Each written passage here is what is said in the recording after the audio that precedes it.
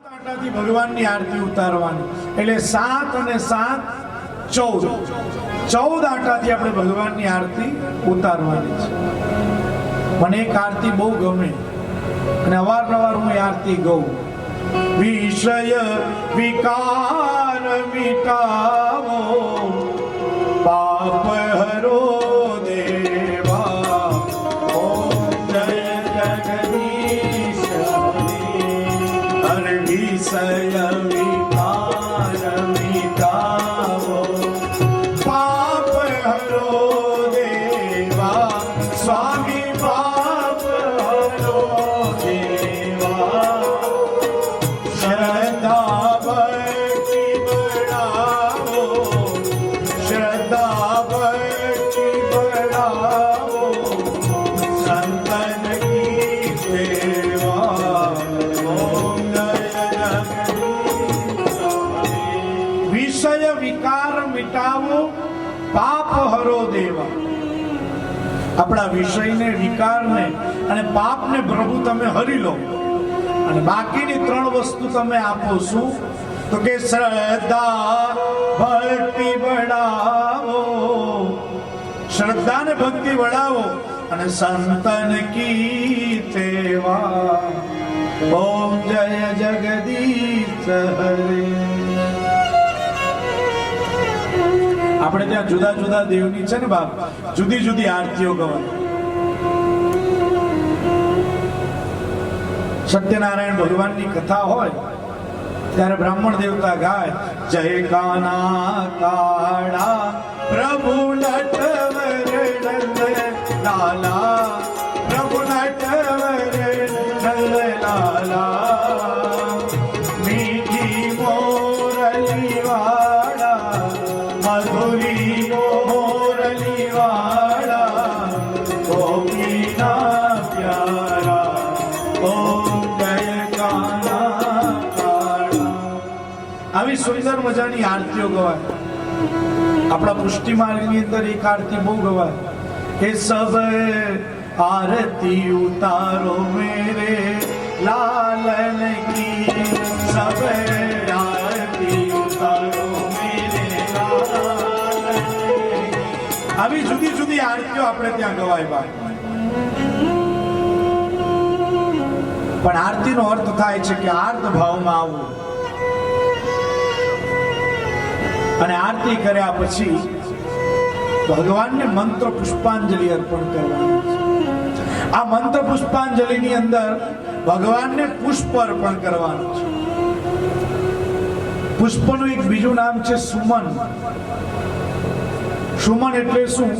તો કે સારું મન ભગવાનને અર્પણ કરવું એનું નામ પુષ્પાંજલિ છે।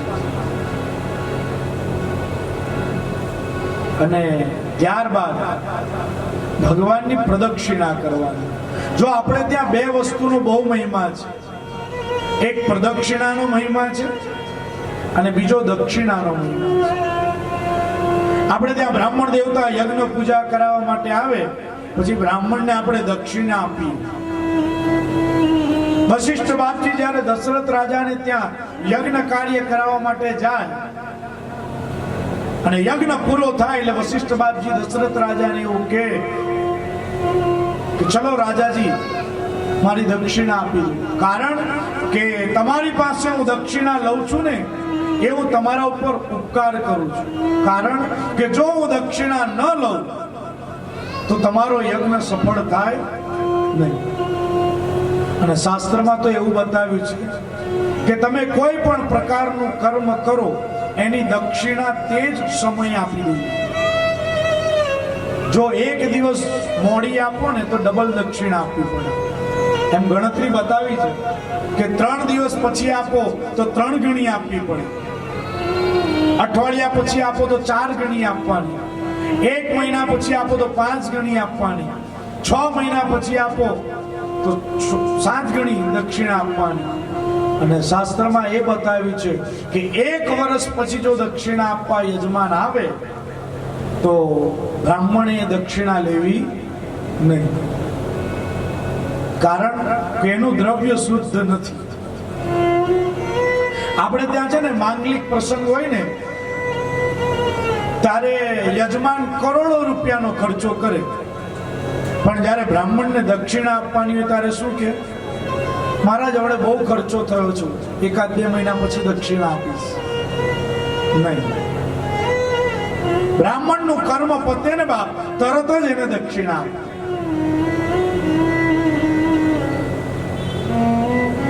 તમે લગ્નની અંદર નાચવા વાળીને બોલાવો ને, એને તમે 50-60 હજાર રૂપિયા એમાં મસ્ત આપી દો છો, ઉછાળો છો એની ઉપર પૈસા. પણ જ્યારે બ્રાહ્મણને દક્ષિણા આપવાની હોય ત્યારે મહારાજ સાથે બાર્ગેનિંગ કરે કે મહારાજ થોડું ઓછું કરો ને, આટલા બધા તો કઈ રૂપિયા હોતા હશે.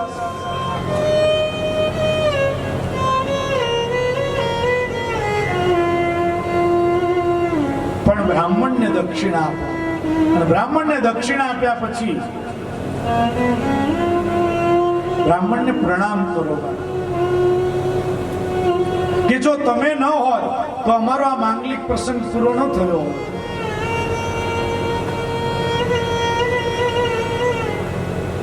અને ત્યારબાદ પ્રદક્ષિણા, જે પ્રદક્ષિણા છે ને બાપ, આપણે ત્યાં પર્વતની પ્રદક્ષિણા થાય, નદીની પ્રદક્ષિણા થાય, વૃક્ષની પ્રદક્ષિણા થાય, માતા પિતાની પ્રદક્ષિણા થાય, સદગુરુની પ્રદક્ષિણા થાય, ગ્રંથની પ્રદક્ષિણા થાય. જુઓ, આપણે ત્યાં પર્વતની પ્રદક્ષિણા એટલે શું? તો કે ચિત્રકૂટની પ્રદક્ષિણા થાય, ગોવર્ધન ભગવાનની પ્રદક્ષિણા થાય, સાથે સાથે ગિરનારની પણ પ્રદક્ષિણા થાય, પછી નદીઓની પણ પ્રદક્ષિણા થાય. આપણે ત્યાં નર્મદાજીની પરિક્રમા કરવાનો બહુ મહિમા. અને હવે ચૈત્ર મહિનો આવે છે, ચૈત્ર મહિનાની અંદર ઉત્તર વાહિની પરિક્રમા અમારા તિલકવાડાથી શરૂ થાય અને રામપરા થઈ વળી પાછું તિલકવાડા આવવા, એ ઉત્તર વાહિની નર્મદાજીની પરિક્રમા એ કરવાનો બહુ મહિમા છે. આ 1 મહિનાની અંદર લાખો માણસો અમારા ઉત્તર વાહિની પરિક્રમા કરવા માટે અમારા ગામમાં આવે. એટલે નર્મદાજીની પરિક્રમા થાય, ત્યારબાદ તુલસીની પરિક્રમા થાય, વડની પરિક્રમા થાય. વડ સાવિત્રીના દિવસે બહેનો વડની પૂજા કરે અને સૂતરનો દોરડો લઈ અને વડની પરિક્રમા કરે. ત્યારબાદ ઔદુંબરની પ્રદક્ષિણા થાય, પીપળાની પરિક્રમા થાય, સાથે સાથે દેવ મંદિરની પણ પરિક્રમા થાય, માતા પિતાની પણ પરિક્રમા થાય. આપણે ત્યાં પુરાણોમાં કથા છે કે એકવાર ભગવાન શંકરે એવું નક્કી કર્યું કે જે બધા જ તીર્થોની પરિક્રમા કરીને આવે, ગણેશ અને કાર્તિકને એમ કહ્યું કે જે બધા જ તીર્થોની પરિક્રમા કરીને આવે એના પહેલા લગ્ન થાય. રામાયણમાં એવી કથા છે કે જે પહેલા પરિક્રમા કરીને આવે એની પહેલી પૂજા થાય. આપણા પુરાણોમાં થોડીક જુદી જુદી કથાઓ છે. પણ કાર્તિકેય સ્વામી સ્વયં પોતાનું વાહન મોરને લઈને યાત્રા કરવા નીકળી ગયા, પણ ભગવાન ગણપતિ દાદાએ શું કર્યું તો કે પોતાના માતા પિતાને બેસાડ્યા અને એમની પરિક્રમા કરી. કારણ કે માતા પિતાની પરિક્રમા કરવાથી બધા જ તીર્થોની પરિક્રમાનું ફળ મળે છે. ત્યારબાદ ગ્રંથની પરિક્રમા થાય. આપણે ત્યાં ભાગવતજીની કથા ચાલતી હોય ને તો પછી ભાગવતજીની કથા પૂરી થઈ જાય પછી બહેનો પ્રદક્ષિણા કરે. કોઈ 11 પ્રદક્ષિણા કરે, કોઈ 21 કરે, કોઈ 51 કરે, કોઈ 108 કરે. પુષ્ટિ માર્ગમાં તો આવો નિયમ છે. વધારે કરીને મહારાષ્ટ્રની અંદર તો જુદી જુદી વસ્તુઓ લઈને પ્રદક્ષિણા કરે. એટલે આપણે ત્યાં પ્રદક્ષિણાનો મહિમા છે. આપણા વડોદરા શહેરના બહુ સારા ભાગવત કથાકાર કિશોરચંદ્ર શાસ્ત્રીજી એ બહુ સરસ એવું કહેતા કે ભગવાનની પ્રદક્ષિણા શું કામ કરવાની? તો કે કોઈ મોટો માણસ હોય ને બાપ, એ મોટા માણસની આગળ પાછળ તમે ફર્યા કરો ને બાપ, તો એક દિવસ તમને એ માણસથી લાભ થાય. તો ભગવાનની આગળ પાછળ ફરીએ તો આપણને લાભ ન થાય. એટલા માટે ભગવાનની પ્રદક્ષિણા કરવાની છે. આપણે ત્યાં ગોવર્ધન ભગવાનની જયારે પરિક્રમા થાય ને બાપ, વ્રજ 84 ની પરિક્રમા, ને એમાંય વળી ગોવર્ધન ભગવાનની પ્રદક્ષિણા તો બાપ વૈષ્ણવો પેદલ ચાલીને કરે. ઘણા લોકો દંડવત કરતા કરતા પ્રદક્ષિણા કરે, ઘણા લોકો દૂધની ધારા સાથે પ્રદક્ષિણા કરે. આપણે ત્યાં કયા દેવની કેટલી પ્રદક્ષિણા કરવી ને એ પણ બતાવ્યું છે.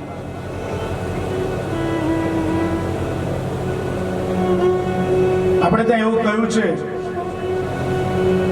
એકા ચંડ્યા રવે સપ્ત તિસ્રોત્પર્યાત ગણાધિપે ચતસ્રો વિષ્ણવે કુર્યાત શિવા સાર્ધ પ્રદક્ષિણા. દેવેશભાઈ આગળ આવો.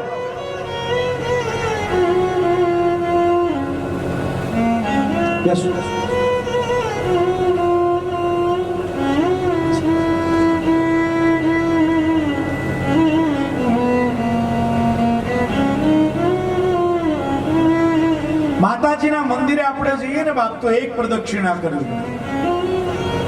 ભગવાન ગણપતિ દાદાના મંદિરે જઈએ તો 3 પ્રદક્ષિણા કરવી. ભગવાન વિષ્ણુના કોઈ પણ મંદિરે જાઓ તો 4 પ્રદક્ષિણા કરવી. અને ભગવાન સૂર્યનારાયણની 7 પ્રદક્ષિણા કરવી. અને શિવજીના મંદિરની અડધી પ્રદક્ષિણા કરવી. કારણ શું? તો કે જલાધારીનું ઉલ્લંઘન થાય નહીં. આપણે ત્યાં સુભાષિતકાર બહુ સરસ કહે છે, અજયો ખરયોશ્ચૈવ દંપત્યો ગુરુ શિષ્યયો શિવનંદિરયોર મધ્યે હત પુણ્ય પુરાકૃતમ. અજયો ખરયોશ્ચૈવ. આજ એટલે ઘેટું બકરું, પછી ખરયો એટલે ગધેડું. ઘેટું ચાલતું હોય અને ગધેડું ચાલતું હોય ને એની વચ્ચેથી જવાય નહીં. દંપત્યો પતિ પત્ની બંને જણા હાથમાં હાથ નાખીને ચાલતા હોય તો એની વચ્ચેથી જવાય નહીં. ગુરુ શિષ્યયો, ગુરુ ને શિષ્ય 2 જણ ચાલતા હોય તો વચ્ચેથી જવાય નહીં. અને શિવ નંદિર યોર મધ્યે, શિવ અને નંદીની વચ્ચેથી જવાય નહીં. જો તમે એ રીતના જાઓ તો લખ્યું છે કે હત પુણ્ય પુરા, તમારા પુણ્યનો નાશ. માટે કયા દેવની કેટલી પ્રદક્ષિણા કરવી, કેવી રીતના કરવી, એ આપણે ત્યાં બધું જુદું જુદું બતાવ્યું છે. કનૈયાએ સુંદર મજાની ગોવર્ધન ભગવાનની પૂજા તો કરાવી, પણ હવે વ્રજજનોને એવું કહે છે કે આપણે ગોવર્ધન ભગવાનની પરિક્રમા કરીએ. જો આપણે બધાએ છે ને માનસિક રીતના ગોવર્ધન ભગવાનની પરિક્રમા કરવાની છે, અને આપણે ભાવ એવો કરવાનો કે આપણે એકલા પરિક્રમા નથી કરતા, આપણી સાથે આપણા ગુરુજી પણ સાથે છે, અને ગુરુજીની સાથે આપણે પરિક્રમા કરીએ છીએ. તો ગોવર્ધન ભગવાનની પરિક્રમાનો આપણે આરંભ કરીએ. શ્રી ગોવર્ધનનાથ કી જય. અરે ગિરિરાજ ધરણ શ્રીજી તુમ્હારી ચરણ.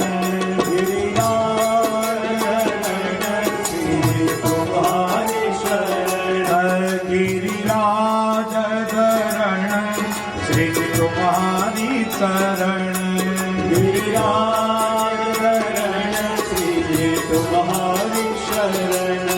જો યાત્રાનો પ્રારંભ છે ને બાપ, એ દંડવતી શિલાથી કરવાનો. અને દંડવતી શિલાએ સૌપ્રથમ દંડવત પ્રણામ કરવાના. આપણે બધા દંડવતી શિલાએ પહોંચ્યા છે અને ત્યાં જઈને દંડવત પ્રણામ કરીએ એવો ભાવ કરવાનો. ત્યાંથી આગળ નીકળીને ગિરિરાજ ધરણ શ્રીજી તુમ્હારી ચરણ. ગિરિરાજ ધરણ શ્રીજી તુમ્હારી શરણ. વલ્લભ તુમ્હારી ચરણ. तुम्हारी शरण, श्री जी तुम्हारी चरण, श्री जी तुम्हारी शरण। ત્યાંથી આગળ જતા ગોવર્ધન ગામ આવે છે બાપ. ત્યાં માનસી ગંગા છે. ગઈકાલે મેં માનસી ગંગાની ઉત્પત્તિની કથા કહી હતી, પણ બીજી એક કથા એ પણ જોડેલી છે કે અરિષ્ટાસુર નામનો અસુર એ બળદનું રૂપ લઈને આવ્યો અને ત્યારે ભગવાને એને વિદાર્યો. ત્યારે વૃદ્ધ એક ગોપે એમ કહ્યું કે આપે આ બળદને માર્યો છે ને બાપ, એટલા માટે તમને પાપ લાગ્યું. તો તે પાપમાંથી મુક્ત થવું હોય તો મારે શું કરવું પડે? તારે કહું કે માનસિક રીતના ગંગાજીને પ્રગટ કરવા, અને એ ગંગાજીને પ્રગટ કર્યા, તે માનસી ગંગા. અને ત્યાં પરિક્રમા કરતા કરતા ગવાય છે, અરે માનસી ગંગા શ્રી હરે ગિરિવર કી પરિક્રમા દે, मानसी गंगा श्री हरे अरे मानसी गंगा श्री हर रे गिरिवर की परिक्रमा दे, मानसी गंगा श्री हरे गिरिवर की परिक्रमा दे, गिरिराज धरण त्रिजी तुम्हारी चरण, गिरिराज चरण श्री तुम्हारी शरण। ત્યાંથી આગળ જતા ચકલેશ્વર મહાદેવ આવે છે. ભગવાનનું શિખરબંધી મંદિર છે બાપ. અને એ ચકલેશ્વર દાદાને આપણે એક બીલીપત્ર અર્પણ કરીએ. ત્રિદલમ ત્રિગુણાત્કારમ ત્રિનેત્રં ચ ત્રયાયુધમ ત્રિજન્મ પાપ સંહારમ એકબિલ્વમ શિવાર્પણમ ગિરિરાજ ધરણ तुम्हारी चरण, गिरिराज चरण श्री तुम्हारी शरण, वल्लभ तुम्हारी चरण, वल्लभ तुम्हारी शरण। ચકલેશ્વર મહાદેવથી આગળ જતા ઉદ્ધવ કુંડ આવે. આ જે ઉદ્ધવ કુંડ છે ને બાપ, ત્યાં બહુ મોટી ગૌશાળા છે અને ત્યાં ગાડી ગાયોને ઘાસ ખવડાવવાનો બાપ બહુ જ મહિમા છે. ત્યાંથી આગળ જતા રાધા કુંડ અને કૃષ્ણ કુંડ આવે છે. ત્યાં મહાપ્રભુજીના બેઠકજી છે. ત્યાંથી આગળ જતા કુસુમોખલી ગામ આવે છે બાપ. એ કુસુમોખલી ગામની અંદર નારદ કુંડ છે અને અહીંયા ભગવાને નારદજીને વચન આપ્યું છે. કેવું? નાહં વસામિ વૈકુંઠે ન યોગિનામ હૃદયેર્વો મદભક્તા યત્ર ગાયંતી તત્ર તિષ્ઠામિ નારદ. નાહં વસામિ વૈકુંઠે. ભગવાન એવું કહે છે કે હું વૈકુંઠમાં વાસ કરતો નથી, યોગીઓના હૃદયમાં વાસ કરતો નથી. તો ભગવાન વાસ ક્યાં કરે છે? તો કે મદ ભક્તા યત્ર ગાયંતી, જ્યાં મારો ભક્ત મને પુકારે છે, ગાય છે, તત્ર તિષ્ઠામિ નારદ, ત્યાં સ્વયં ભગવાન આવીને ઉભા રહે છે. આવો સુંદર મજાના નારદ કુંડ છે. ત્યાંથી આગળ જતા ગિરિરાજ ધરણ શ્રી તમારી ચરણ, गिरिराज चरण श्री तुम्हारी शरण, વલ્લભ તમારી ચરણ, वल्लभ तुम्हारी शरण, વલ્લભ તમારી ચરણ. वल्लभ तुम्हारी शरण। ત્યાંથી આગળ જતા ચંદ્ર સરોવર આવે છે. આ ચંદ્ર સરોવરની વિશેષતા એ છે કે સારસ્વત કલ્પની અંદર ભગવાન અહીંયા ગોપીજનો સાથે રાસ રમ્યા. અને એમ કહેવામાં આવે છે કે આ જ સરોવરમાંથી ચંદ્રનો ઉદય થયો, એ ચંદ્ર સરોવર. ત્યાંથી આગળ જતા દાન ઘાટી આવે છે. સ્વયં ભગવાન અહીંયા દાન માંગે છે. આપણે ત્યાં જુદા જુદા પદો છે. કેવા પદો છે? એ દાન માગે કાનુડો દાન માગે, હરે દાન માગે કાનુડો દાન માગે, હરે મારી નવરંગ ચૂંદડી તાણે કાનુડો દાન માગે, હરે દાન માગે કાનુડો દાન માગે, હરે દાન ગયા મૂલકનો સુગો, હરે દાન ગયા મૂલકનો સુગો, હરે મારા મારા ગવચમાં ઉભો કાનુડો દાન માગે, હરે દાન માગે કાનુડો દાન માગે. સ્વયં ભગવાન ગોપીજનો પાસે દાન માંગે છે. એ દાન ઘટ જ્યાંથી આગળ જતા અન્યોર ગામ આવે છે. આ અન્યોર ગામની અંદર સદુ પાંડે કરીને એક ભક્ત હતો, પરમ વૈષ્ણવ. અને એ સદુ પાંડેને ત્યાં એક ગાય હતી. એ ગાય દરરોજ સવારના પોરમાં ગોવર્ધન પર્વત ઉપર જાય અને એ ગાયના આંચળમાંથી ઓટોમેટિક દૂધની ધારા થાય અને ગિરિરાજ બાવાએ ધારણ કરી.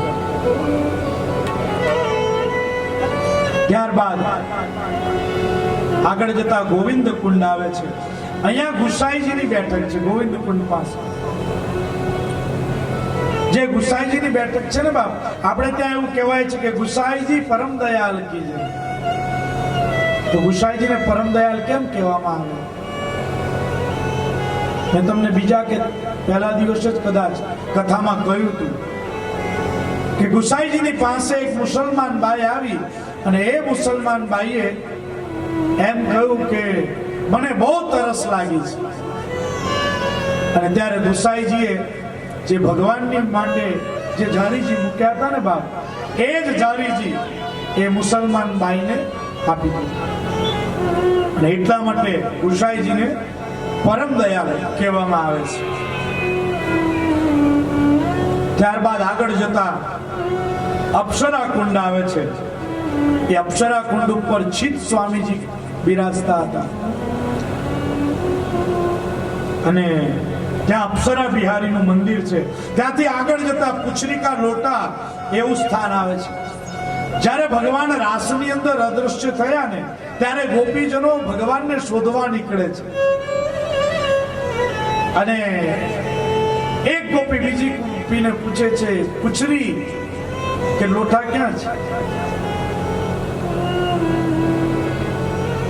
એ પુછરીકા લોઠા સ્થાન. ત્યાંથી આગળ જતા સુરભી કુંડ આવે છે. એ જે સુરભી કુંડ છે ને બાપ, ત્યાં પરમાનંદ દાસજી ત્યાં રહેતા હતા. ત્યાંથી આગળ જતા જતીપુરા ગામ આવે છે. જો જતીપુરા ગામનો બહુ મહિમા છે હા બાપ. ત્યાં ભગવાનને ભોગ ધરાવવામાં આવે. અહીંયા તો એમ બતાવ્યું છે કે ચૈતન્ય સંપ્રદાયના માધવેન્દ્ર યતિ એ આ સ્થળે કુટી બનાવીને રહેતા હતા અને તે શ્રીનાથજી બાવાને દૂધનો ભોગ ધરાવતા અને દૂધની સેવા કરતા. અને વ્રજવાસી લોકો એમને જતી બાવા તરીકે ઓળખતા અને જતી બાવા ત્યાં બિરાજતા હતા એટલે આ ગામનું નામ પડ્યું જતીપુરા. બીજી એક કથા એવી પણ છે કે ગુસાઈજીના પ્રથમલાલ ગિરધરજી, એ ગિરધરજી ઉદાત્ત ત્યાગ ભાવનાના કારણે વૈષ્ણવ એમને યતિજી તરીકે બોલાવતા અને એ પણ ત્યાં બિરાજતા હતા. માટે આ સ્થાનનું નામ યતિપુરા પડ્યું. અને ત્રીજી એક કથા એવી છે કે આ ગામને ગોપાલપુરા તરીકે પણ ઓળખવામાં આવે છે, કારણ કે અહીંયા જ શ્રીનાથજી બાવાનું પ્રાગટ્ય થયું છે. પણ જતીપુરાની અંદર ભગવાનને ભોગ ધરાવવામાં આવે છે. અને જતીપુરાની એક વાનગી બહુ વખણાય છે.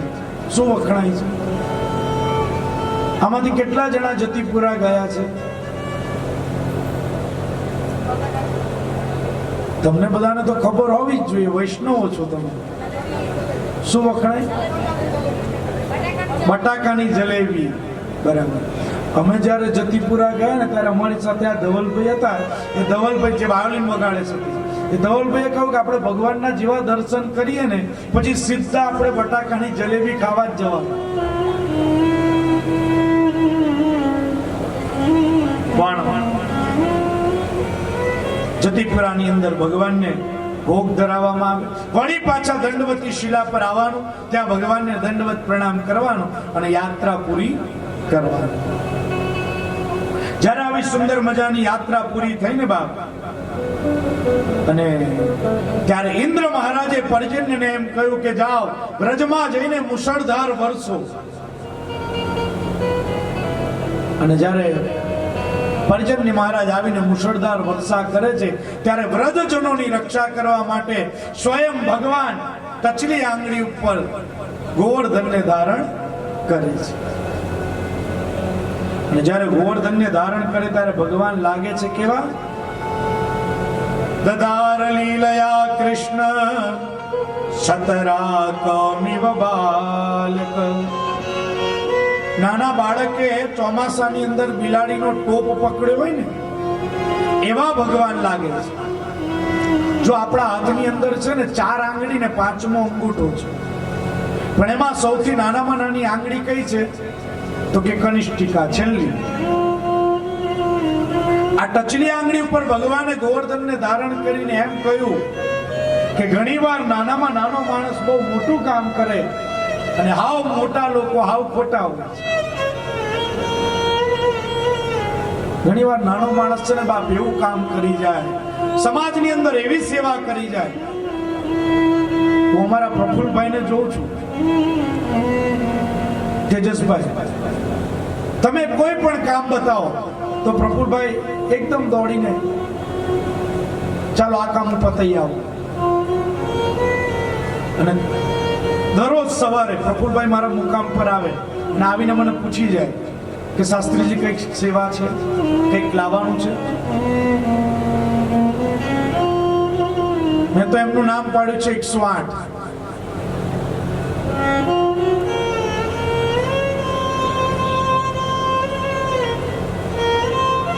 ઘણીવાર નાના માણસો બાપ એવું મોટું કામ કરી જાય ને, એ વાત અહીંયા ભગવાન કહે છે, સમજાવે છે કે ટચલી આંગળી પર ગોવર્ધનને ધારણ કર્યો છે.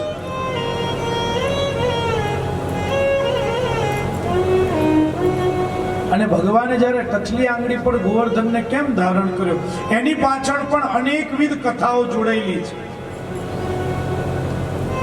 જ્યારે રામાવતારની અંદર રામ, લક્ષ્મણ ને સીતા જ્યારે વનમાં નીકળ્યા અને રાવણે સીતાનું હરણ કર્યું અને ભગવાનને ખબર પડી કે રાવણ હરણ કરી ગયો છે, ત્યારે હવે લંકામાં જવા માટે સેતુ નિર્માણ કરવાનું છે. ત્યારે ભગવાને વાનરોને એમ કહ્યું કે મોટા મોટા પર્વતો લઈ આવો અને સમુદ્રમાં પધરાવો. બધા વાનરો વારા પરથી મોટા મોટા પર્વતો લઈ આવ્યા. સ્વયં હનુમાનજી મહારાજ છે ને બાપ, એ ગોવર્ધન પર્વત લઈને આવ્યા. જ્યારે ગોવર્ધન પર્વત લઈને આવ્યા ને ત્યાં તો સેતુ નિર્માણ થઈ ગયો હતો. પછી સ્વયં રામજી એમ કહ્યું કે હવે આ પર્વત ને જ્યાંથી લાવ્યા છો ત્યાં મૂકી આવો. ત્યારે ગોવર્ધન પર્વતને એમ થયું કે હું કેવો અભાગ્યો કે ભગવાનના કાર્યમાં ના આવ્યો, ભગવાનના કામમાં ના લાગ્યો. જ્યારે એનું અંતઃકરણ રડી રહ્યું છે ને બાપ, ત્યારે સ્વયં રામજીએ ગોવર્ધન પર્વતને એમ કહ્યું કે જ્યારે હું દ્વાપરની અંદર કૃષ્ણ બનીને આવીશ ને બાપ, ત્યારે 7 દિવસ સુધી હું તને ટચલી આંગળી પર ધારણ કરીશ અને તારી પૂજા કરીશ.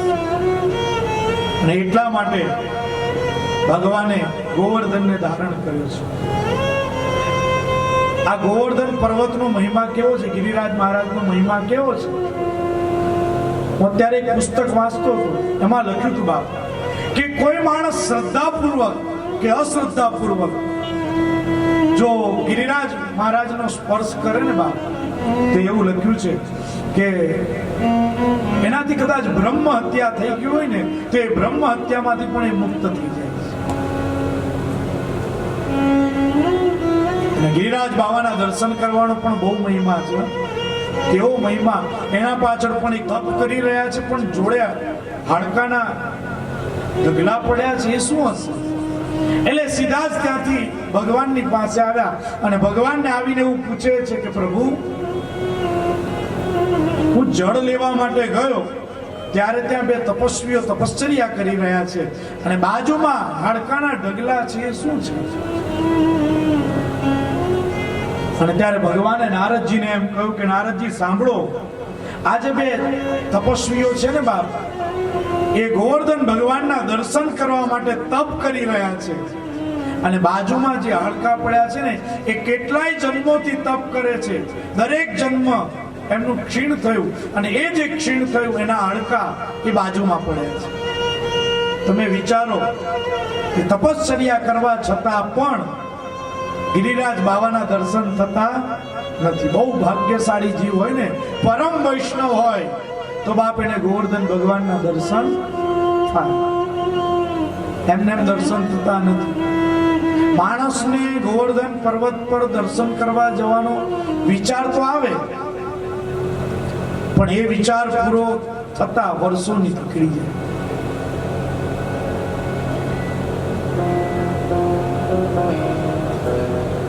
બીજી એક કથા એ પણ જોડેલી છે કે મહામુનિ પુલસ્ય ઋષિ, એ પુલસ્ય ઋષિ ફરતા ફરતા દ્રોણાચલ પર્વત ઉપર ગયા અને દ્રોણાચલ પર્વતને એમ કહે છે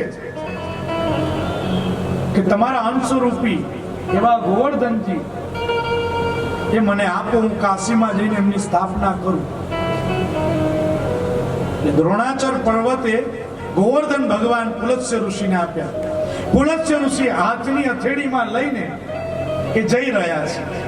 જ્યારે જઈ રહ્યા છે ને ત્યાં વચ્ચે વૃંદાવન આવ્યું, વ્રજ આવ્યા અને જ્યારે વ્રજનું વાતાવરણ જોયું ગોવર્ધન ભગવાને, ત્યારે ગોવર્ધન ભગવાને વિચાર કર્યો કે અહીંયા તો સ્વયં ભગવાનનું પ્રાગટ્ય થયું છે, હું અહીંયા કેમ બિરાજમાન ન થઉં?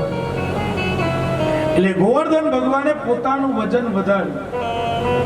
જ્યારે દ્રોણાચલે આ ગોવર્ધન પર્વત આપ્યો ને ત્યારે એમ કહેલું કે આ પર્વત તમારે નીચે મૂકવાનો નથી, નીચે મૂકશો પછી એ ઉઠી શકે નહીં. જ્યારે ગોવર્ધન ભગવાને પોતાનું વજન વધાર્યું ને ત્યારે પુલસ્ય ઋષિએ એ પર્વતને વ્રજમાં પધરાવ્યો અને એટલા માટે ગોવર્ધન ભગવાન વ્રજમાં બિરાજે છે. અને પુલસ્ય ઋષિએ ગોવર્ધન પર્વતને એવો શ્રાપ આપ્યો કે તું દર વર્ષે એક તલપુર ક્ષીણ થતો જઈશ. આવી અનેકવિધ કથાઓ બાપ જોવા મળે છે. ત્યારબાદ એક કથા એવી પણ છે કે ગોવર્ધન નામનો બ્રાહ્મણ, આ ગોવર્ધન પર્વત શું હતો તો કે ગોવર્ધન નામનો એક બ્રાહ્મણ હતો, એ તપશ્ચર્યા કરતો હતો અને એની તપશ્ચર્યાથી સ્વયં ભગવાન પ્રગટ થયા અને પૂછ્યું કે વરમદુરી વરદાન માંગ. ત્યારે કહ્યું કે પ્રભુ, મને તમે પર્વત બનાવો અને એ પર્વત ઉપર તમે નિવાસ કરો. એ ગોવર્ધન બ્રાહ્મણને જે પર્વત બનાવે ગોવર્ધન પર્વત, અને એની ઉપર સ્વયં ભગવાન ગિરિરાજ બાવા બિરાજે છે. તો આવી અનેકવિધ લીલાઓ છે. પણ જ્યારે ભગવાને ટચલી આંગળી ઉપર ગોવર્ધનને ધારણ કર્યો ને પછી વ્રજજનોની રક્ષા કરતા સ્વયં ભગવાન બોલ્યા છે બા. ભગવાન કૃષ્ણની ઉંમર માત્ર 7 વર્ષની છે. જો 7 વર્ષનો બાળક કેવું બોલે છે, કર્મણા જાયતે જંતુ કર્મણૈવ વિલીયતે સુખમ દુઃખમ ભયમ ક્ષેમમ કર્મણૈવાવિપત્યતે. ભગવાન એમ કહે છે કે માણસને સુખ દુઃખ ભય અને ક્ષેમ આ 4 વસ્તુનો જે અનુભવ છે ને બાપ, એ કર્મના કારણે થાય છે. અને માણસે છે ને બાપ યાદ રાખજો કે કર્મનું ફળ તો ભોગવવું પડે જ છે.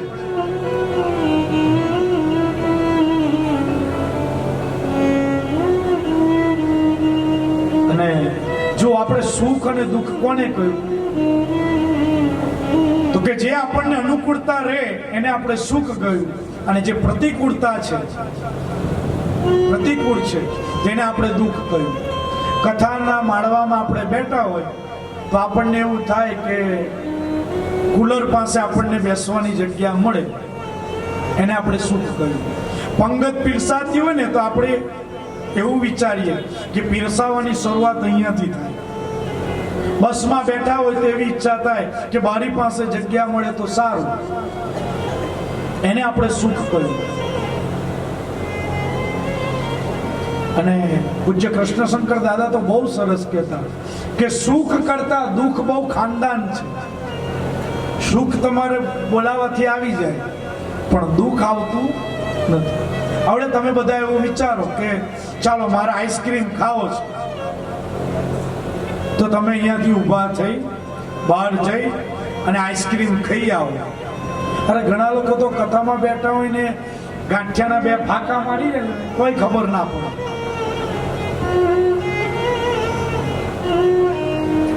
હવે તમે આઈસ્ક્રીમ ખાધો એટલે તમને સુખ મળ્યું, પણ પછી તમે એવું વિચારો કે હવે મને શરદી થઈ જાવ તો શરદી થઈ જાય ખરી? ના. સુખ કરતા દુઃખ ખાનદાન છે, માંગવાથી આવતું નથી. અને જો બાપ માણસે કાયમ પ્રસન્ન રહેવું હોય ને તો પાતંજલિ મહારાજે યોગ સૂત્રમાં કહ્યું છે, મૈત્રી કરુણા મુદિતો પેક્ષાણામ પુણ્ય વિષયાનામ ભાવનાશ્ચિત્ત પ્રસાદનમ. જો માણસે કાયમ પ્રસન્ન રહેવું હોય ને બાપ તો આ ચાર વસ્તુ કરવી જોઈએ. પહેલું છે કે તમે કોઈને સુખી જુઓ ને તો એની સાથે મૈત્રી ભાવ રાખો. તમે એવું બધા વિચારો કે એની પાસે તો મર્સિડીઝ કાર છે અને મારી પાસે તો સાયકલના ઠેકાણા નથી, તો એની સાથે મૈત્રી કેવી રીતના રાખવી? તો એમ કહેવા માંગે છે કે ભલે મૈત્રી ન રાખો પણ એની સાથે વેર ન કરશો. અને આપણે ત્યાં તો ચિત્રભાનુની બહુ સુંદર મજાની કવિતા, અરે મૈત્રી ભાવનું પવિત્ર ઝરણું મુજ હૈયામાં વયા કરે, એ શુભ થાવા સકળ વિશ્વનું એવી ભાવના નિત્ય રહે, એવી ભાવના નિત્ય રહે. આપણે ત્યાં છે ને ઉમાશંકરભાઈ કવિ થઈ ગયા, એમના બંગલાનું નામ મૈત્રી હતું. પણ મૈત્રી ભાવ દરેકની સાથે રાખવાનો ભાવ. ત્યારબાદ કોઈને દુઃખી જુઓ તો દુઃખી જોયા પછી તમને કરુણા ભાવ પ્રગટ થવો. કોઈ માણસ રસ્તા ઉપર ઉગાડા પગે ચાલતો હોય ને તો તમને દયા આવવી જોઈએ. તમારે એને ચંપલ પહેરાવી દેવાની. જો તમે એને ચંપલ પહેરાવી દો ને બાપ તો એ અંદરથી આશીર્વાદ આવે. કોઈ ભૂખ્યો માણસ હોય તો ભૂખ્યા માણસને તમે જમાડી દો. તમારા સમાજની અંદર કોઈ ગરીબ માણસ હોય બાપ તો એ ગરીબ માણસને છે ને બાપ એકાદ વર્ષ ચાલે એટલું અનાજ ભરી આપો. જો તમને ઠાકોરજીએ આપ્યું હોય તો. ત્યારબાદ કોઈને પુણ્ય કર્મ કરતા જુઓ બાપ તો મુદિત થવું. કોઈ માણસ યાત્રાએ જતો હોય તો આનંદમાં રહેવાનું આપણે કે ચાલો ભગવાન ઠાકોરજીએ તને એક સુંદર મજાનો અવસર આપ્યો કે તું યાદ કરે છે. સુંદર મજાની કથા થતી હોય ને બાપ તો હર્ષિત થવાનું કે ચાલો ઠાકોરજીએ તમને સરસ મજાનો અવસર આપ્યો કે તમારા આંગણે 7 દિવસ સુધી ભાગવતજીની કથા થશે.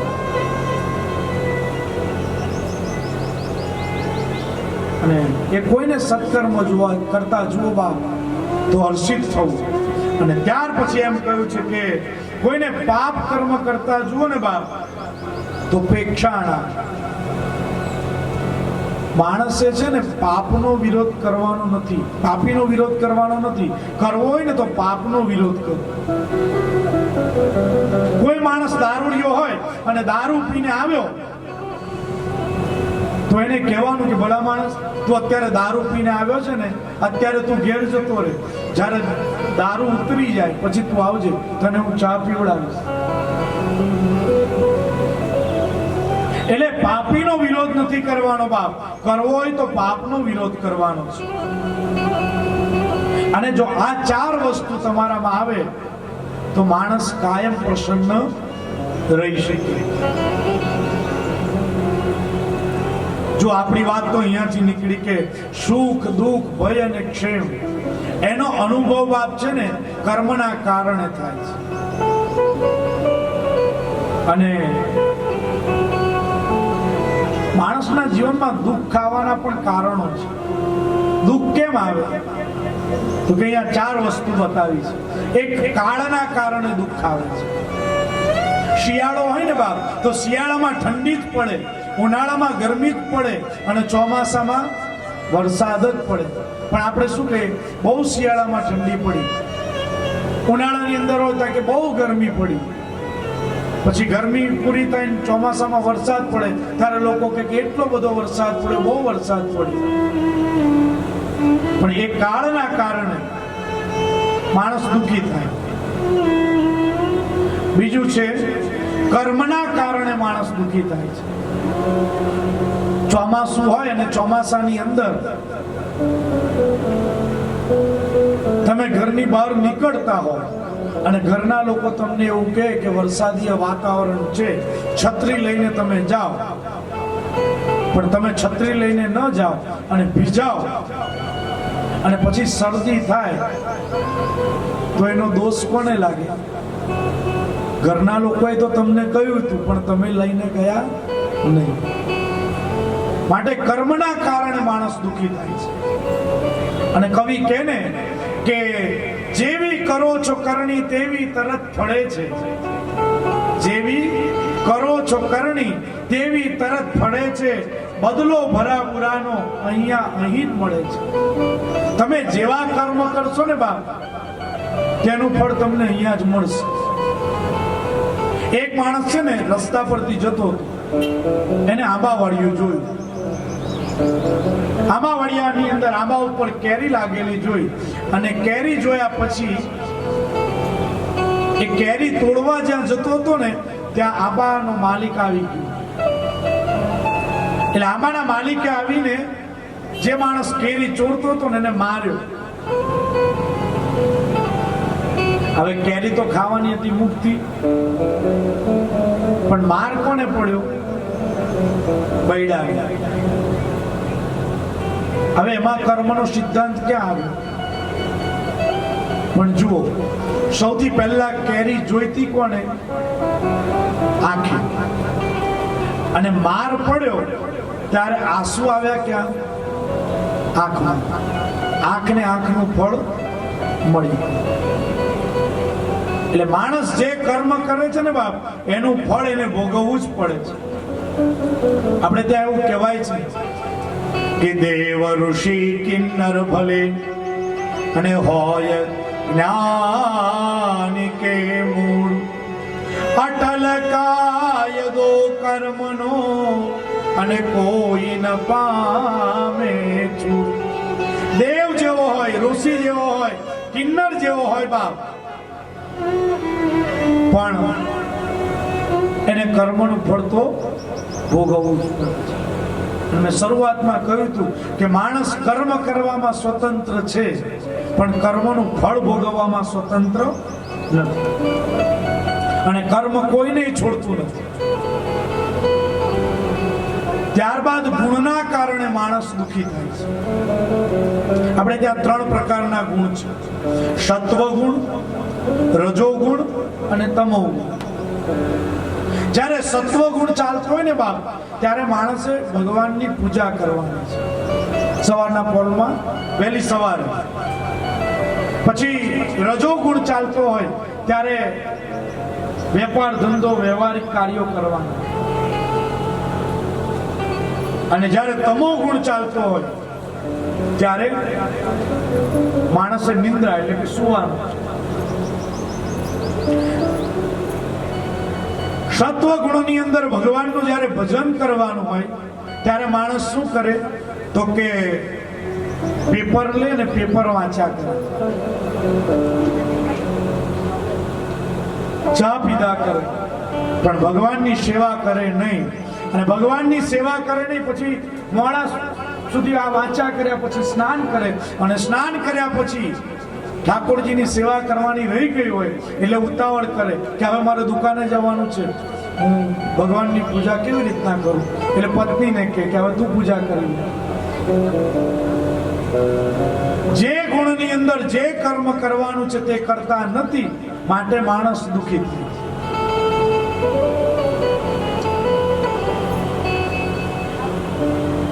ત્યારબાદ સ્વભાવના કારણે માણસ દુઃખી થાય છે. માણસનો સ્વભાવ છે ને એ એના જીવનમાં દુઃખ લાવે છે. એક બહેન મને અમેરિકામાં એવું પૂછતા હતા કે શાસ્ત્રીજી સ્વભાવ સુધરે એના માટે શું કરવું. મેં કહ્યું બેન કોનો સ્વભાવ? મારો. મને એવું કે હું એમના ઘરમાં રહું છું એટલે કદાચ એ મને પૂછતા હશે. મેં કહ્યું કે બેન મારો સ્વભાવ સુધરે? બોલે નહીં શાસ્ત્રીજી, મારો ને મારા પતિનો સ્વભાવ સુધરે એના માટે મારે શું કરવું. એટલે મેં બેનને જવાબ આપ્યો કે બેન તમે નિત્ય યમનાષ્ટકનો પાઠ કરતા હશો અને એ પાઠનું ફળ બતાવતા મહાપ્રભુજીએ એનો જવાબ આપ્યો છે. જો યમનાષ્ટકનો પાઠ કરો ને તો એનો છેલ્લો શ્લોક છે તવાષ્ટકમિદં મુદા પઠતિ સુરસૂતે સદા સમસ્ત દુરિતક્ષયો ભવતિ વૈ મુકુંદે રતિ તયા સકલ સિદ્ધયો મોરરિપુશ્ચ સંતુષ્યતિ સ્વભાવ વિજયો ભવે ભવતિ વૈ મુકુંદે રતિ. યમનાષ્ટકનું ફળ બતાવતા આ મહાપ્રભુજી લખે છે કે તવાષ્ટકમ ઇદમ મુદા. આ સ્તોત્રનો પાઠ કેવી રીતના કરવાનો છે? કે મુદા એટલે કે આનંદથી કરવાનો છે. અને જો તમે પાઠ આનંદથી કરો તો કેવી રીતના? તો કે પઠતિ સુર સૂતે સદા. દરરોજ એનો પાઠ કરવાનો છે. અને જો તમે દરરોજ પાઠ કરો તો સમસ્ત દુરિતક્ષયો, તમારું જે બધું દુરિત હોય ને બાપ એ ચાલ્યું જાય. અને ભવતિ વૈ મુકુંદે રતિ.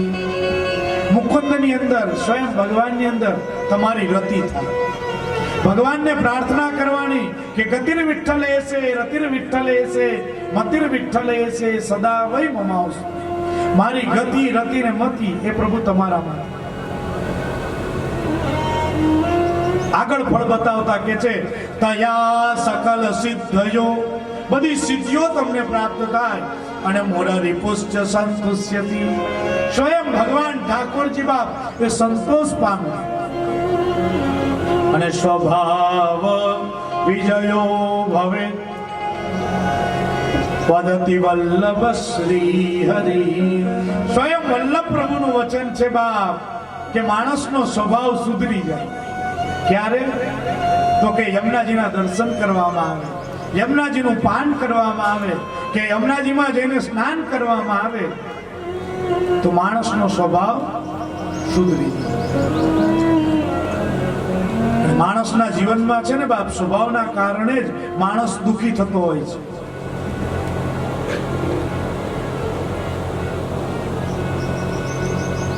ત્યારબાદ સુંદર મજાની કથા છે કે જ્યારે વ્રજજનોની ભગવાને રક્ષા કરીને ત્યારે ઇન્દ્ર મહારાજે ભગવાનની સુંદર મજાની સ્તુતિ કરી છે. વિશુદ્ધ શતવં તવ ધામ શાંતમ તપોમયમ સ્તરજસ્તમસ્તકમ માયામયોયમ ગુણ સંપ્રવાહો ન વિદ્યતે તે ગ્રહણાનુબંધ. સુંદર મજાની સ્તુતિ કરીને જો ભગવાન સ્વયં એવું કહે છે ઇન્દ્ર મહારાજને કે હું જેની ઉપર અનુગ્રહ કરવા ઈચ્છું છું ને બાપ, એને ઐશ્વર્ય ભ્રષ્ટ કરી દઉં. જો તમારા શરીરમાં કોઈ રોગ આવે, આપત્તિ આવે, તો સમજવાનું કે આપણા પર ઠાકોરજીની કૃપા થવાની છે. એમ કહ્યું છે કે રોગ નહીં એ ઈશની કૃપા નિશ્ચયે જાણ. શરીરમાં રોગ આવે ને બાપ, તો એવું સમજવાનું કે હવે ઠાકોરજીની કૃપા આપણા પર ઉતરવાની છે. હું તમને બધાને પૂછું કે સુંદર મજાનો બંગલો હોય, ગાડીઓ હોય, સત્તા હોય, બધું જ તમારી પાસે હોય, તો તમે ભગવાનનું ભજન કરો? નહીં કરો. પણ જો તમારા શરીરની અંદર રોગ આવશે, કાં તો કંઈક આપત્તિ આવશે, તો માણસ શું કરશે? ઘરમાં બેસીને યમનાષ્ટકનો પાઠ કરશે. ઠાકોરજી તું હવે અમારા ઉપર કૃપા કર. એકવાર સ્વયં ભગવાન અને અર્જુન બે જણા નગર ચર્ચા કરવા માટે નીકળ્યા અને સ્વયં ભગવાને એવું કહ્યું કે મને બહુ ભૂખ લાગી છે. એટલે એક માણસ છે ને ગાયને દોઈ રહ્યો હતો. ભગવાન અને અર્જુને વેશ પલટો કરી નાખ્યો અને જે માણસ હતો એની પાસે જઈને એવું કહે છે કે અમને બહુ ભૂખ લાગી છે, જરા દૂધ પાવા. એટલે પેલા માણસે ગ્લાસ ભરીને દૂધ આપ્યું. દૂધ પીધા પછી સ્વયં ભગવાન એવું બોલ્યા, ભગવાને વેશ પલટી નાખ્યો, પણ ભગવાન એવું બોલ્યા કે તારી ગાય મરી જાય. ત્યાંથી આગળ જતા એક નગર શેઠ હિંચકા ઉપર ઝૂલતા હતા. નગર શેઠને જઈને એવું કહે છે કે અમે બહુ દિવસના ઉપવાસી છે, અમે બહુ ભૂખ્યા છે, અમને કંઈક ખાવા માટે આપો. એટલે નગર શેઠે કહ્યું કે હટ્ટા કટ્ટા છો, ભીખ માંગતા શરમ નથી આવતી, આગળ જાઓ.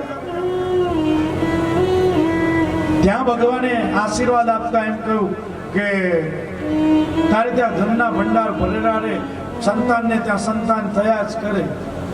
એટલે અર્જુને ભગવાનને પૂછ્યું કે પ્રભુ આ તમારી કેવી લીલા છે? પેલાએ આપણને દૂધ પીવડાવ્યું, તેની તમે ગાય મારી નાખી, અને આ શેઠ તમને એવું કહે છે કે તમે આગળ જાઓ, તેને તમે આશીર્વાદ આપો છો. ત્યારે ભગવાન બોલ્યા કે જો સાંભળ, જેને આપણને દૂધ પીવડાવ્યું ને એની ગાય મરી ગઈ છે ને, એ ગાય મરી ગઈ છે ને, ગાયના મરી જવાને કારણે એ મને યાદ કરશે, અને પેલો જે શેઠ છે એને બધી સંપત્તિ મળશે ને, એ પછી મને યાદ કરે નહીં. આ જે માણસ મને યાદ કરશે ને, અને જે મને યાદ કરે તો એને ઐશ્વર્ય આપ્યા વગર વેતો નથી. સ્વયં ભગવાન ઇન્દ્રને એવું કહે છે કે હું જેની ઉપર અનુગ્રહ કરવા ઈચ્છું છું ને બાપ, તો એને ઐશ્વર્ય ભ્રષ્ટ કરી દઉં છું. ત્યારબાદ સુંદર મજાની કથા છે. બાગેશ્વરી રાગા ગિરીશભાઈ આવ્યા છે ને, આગળ આવો ગિરીશભાઈ.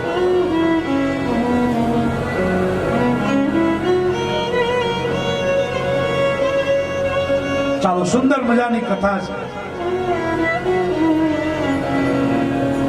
ભગવાન પિતા રાત્રિ શરદોત ફુલ્લમલ્લિકા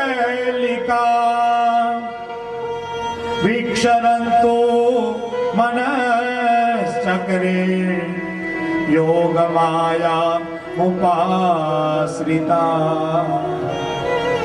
ભગવાન પિતા રાત્રિ શરદોત્ફુલ્લ મલ્લિકા.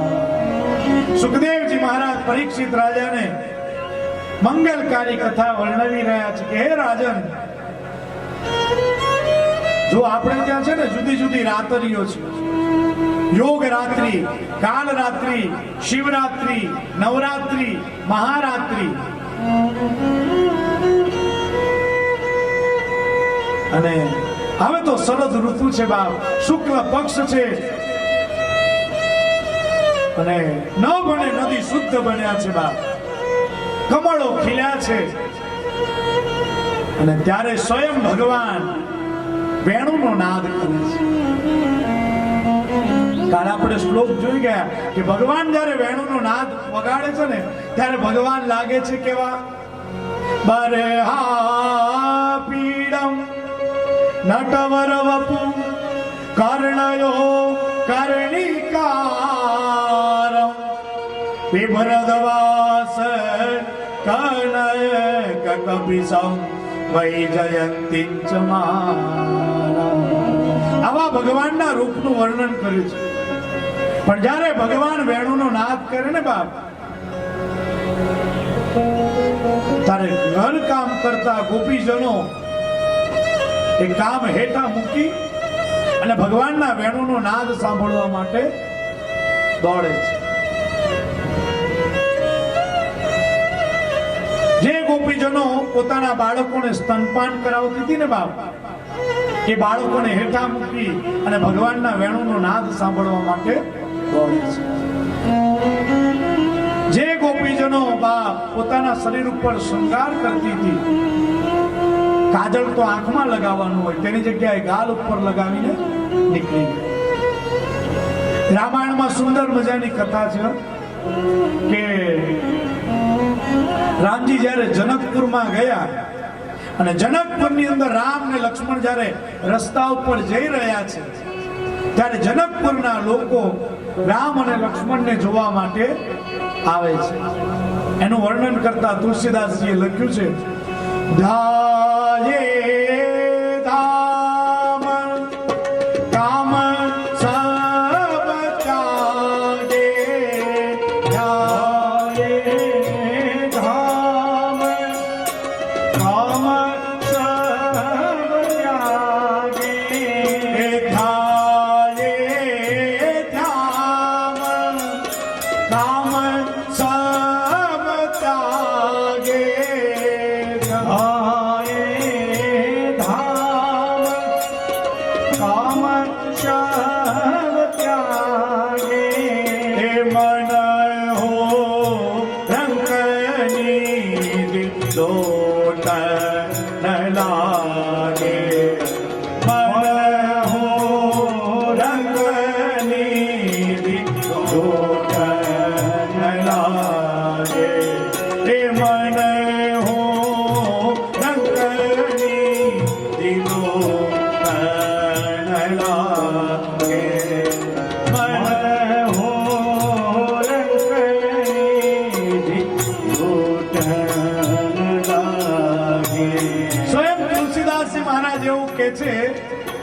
કે જ્યારે માણસને જીવને કંઈક મોટું મળી જાય ને બાપ ત્યારે માણસ નાની વસ્તુને છોડી દે છે. એક ફેરીઓ હતો ને બાપ એ રેલવેના પ્લેટફોર્મ પર ચણા વેચતો હતો. એને વિચાર આવ્યો કે લાવ લોટરી લઉં. એટલે લોટરીની ટિકિટ લીધી અને ટિકિટ લીધા પછી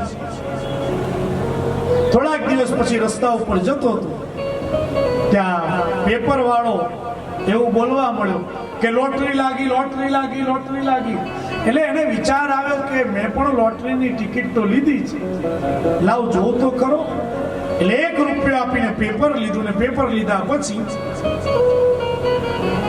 પોતાની લોટરીની ટિકિટ કાઢી અને પેલા નંબર સાથે મેળવે છે તો એની જ લોટરી લાગેલી. ત્યારે ફેરિયાએ કર્યું શું તો કે જે ચણાનો ટોપલો હતો ને બાપ એ બાજુ પર મૂકી દીધો અને લોટરીના રૂપિયા લેવા માટે દોડવા લાગ્યો. એમ જ્યારે માણસને બાપ કંઈક મોટું મળી જાય છે ને ત્યારે નાની વસ્તુને છોડી દે છે. એ જ વાત અહીંયા કે છે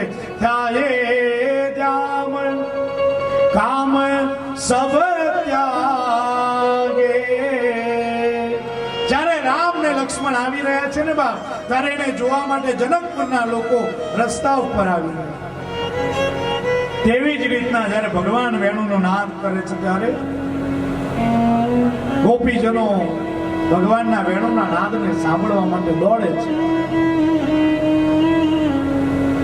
જ્યારે ભગવાનની સામે ગોપીજનો આવે છે ને સુખદેવજી મહારાજ પરીક્ષિત રાજાને બહુ સરસ કહે છે કામમ ક્રોધમ ભયમ સ્નેહમ મૈત્ય